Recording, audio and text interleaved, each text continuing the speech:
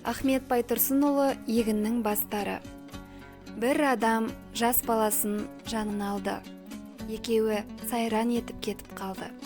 Қыдырып әрлі-берлі жүрді дағы егінші егін еккен жерге барды. Аралап әр егінді қарап жүрді. Кезеді пісіп болған егін түрлі. Бастарын дәнге толған төмен салып, бидайлар бейне тағзым етіп тұрды.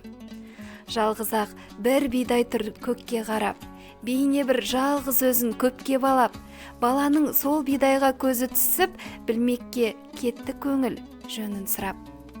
Құбылып бидайлар тұр басын салып, жіберген мырза Құдай нұрға қанып. Әй әке, мұның мәнін түсіндірші, бір іске тұрмын өзім қайран қалып.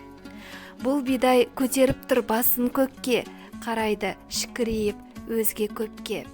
Өзіне өзгелерді теңгермейтін соншама бұл бидайдың дәні көп пе? Айтайын мұның мәнін балам саған, шырағым түрін көріп таңда.